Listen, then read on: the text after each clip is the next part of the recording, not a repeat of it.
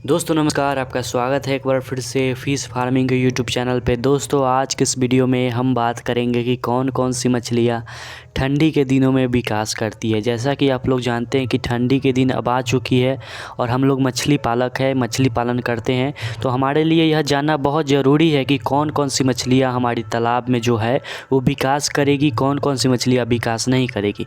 तो आज के इस वीडियो में हम उसी के ऊपर बात करेंगे कि कौन कौन सी मछलियाँ ठंडी के दिनों में भी बढ़ती है, जिसका अभी हम पालन कर रहे हैं और मार्च तक, अप्रैल तक उसका हार्वेस्टिंग हम कर लेंगे। तो ठंडी में भी कुछ मछलियाँ जो है, आज मैं आपको 5-6 तरह की मछलियों का नाम बताऊंगा जिसका पालन आप अभी कर रहे हैं, आपके तालाब में अभी है वो मछलियाँ। आज के इस वीडियो में हम उसी के ऊपर बात करेंगे कि कौन कौन सी मछलियाँ ठंडी के दिनों में विकास करती है और कौन कौन सी मछलियाँ ठंडी के दिनों में विकास नहीं करती है।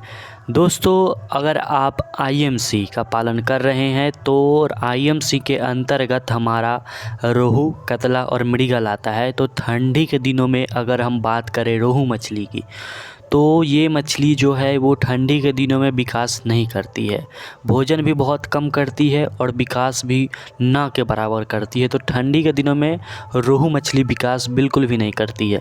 अगर हम बात करें कतला मछली की, तो ठंडी के दिनों में कतला मछली भी बहुत कम विकास करती है, ना के बराबर विकास करती है कतला मछली ठंडी के दिनों में। ऐसे कतला मछली 8 से 10 महीनों में तैयार हो जाती है, तो ठंडी में इसे रखने की ज़रूरत तो नहीं होती है ऐसे, लेकिन फिर भी अगर बात किया जाए ठंडी के दिनों से, तो कतला मछली जो है ठंडी में विकास बहुत ही कम करती है या ना के बराबर करती है। अगर मृगल का बात किया जाए तो मृगल मछली ठंडी में बिल्कुल भी विकास नहीं करती है। तो ये तो हो गया आईएमसी की बात। अब बात करते हैं कि जो मछली का हम पालन कर रहे हैं उसमें से कौन सी मछली विकास करती है। आईएमसी एक ऐसी मछली है जिसका हम लोग पालन अभी कर रहे हैं और वो विकास नहीं करती है, रोहू, कतला, मृगल विकास नहीं करती है। तो अभी हम जिस मछली का पालन कर रहे हैं, जैसे कि हमारा ग्रास कार्प, तो ग्रास कार्प मछली जो है वो ठंडी के दिनों में विकास करती है। ठंडी के दिनों में अगर आपका भी तालाब खाली है और अगर आप सोच रहे हैं कि मार्च से उसमें सीड स्टॉक किया जाए, तो अभी आप ग्रास कार्प मछली का सीड स्टॉक कर देते हैं तो वो विकास करेगी। ठंडी में बहुत अच्छा विकास ग्रास कार्प मछली करती है। अगर आप अच्छे से भोजन करवाते हैं और अभी सीड डालते हैं तो अप्रैल मई तक आप हार्वेस्टिंग कर सकते हैं। दूसरी नंबर पे आती है ठंडी के दिनों में विकास करने वाली मछली, तो वो है अमूर कार्प। अमूर कार्प मछली जो है वो कॉमन कार्प का हाइब्रिड है और इसे ऐसे तैयार किया गया है कि इसका विकास जो है बहुत तेज़ी से होता है और ठंडी के दिनों में भी अमूर कार्प मछली विकास करती है, लेकिन ग्रास कार्प के बनिस्पत ये कुछ कम करती है।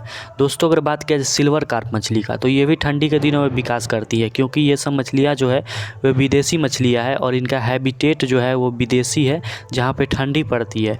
तो इसलिए सिल्वर कार्प मछली जो है वो ठंडी के दिनों में विकास करती है। दोस्तों उसके बाद आता है हमारा कॉमन कार्प है। ये ठंडी के दिनों में बहुत अच्छे से विकास करती है और भोजन भी करती है। अगर आप फ्लोटिंग फीड अभी जाइएगा तालाब में डालने, ठंडी के दिनों में भी ये मछली तालाब के ऊपर आकर आपकी फ्लोटिंग फीड को बहुत आसानी से खाती है। तो कॉमन कार्प मछली जो है वो ठंडी में भी विकास करती है। दोस्तों 5वें नंबर पे आता है हमारा बिग हेड मछली। ये जो है मछली, ये सिल्वर कार्प की तरह दिखने में लगता है बिग हेड मछली, जिसे आप लोग बिकेट बोलते हैं। हम लोग भी इसे बिकेट ही बोलते हैं, लेकिन इसका मुख्य नाम बिग हेड है। तो बिग हेड जो है वो ठंडी के दिनों में विकास करती है। यह 1 साल के पालन में 2 से 3 केजी की बहुत आसानी से हो जाती है, इसलिए ठंडी में भी ये विकास करती है दोस्त।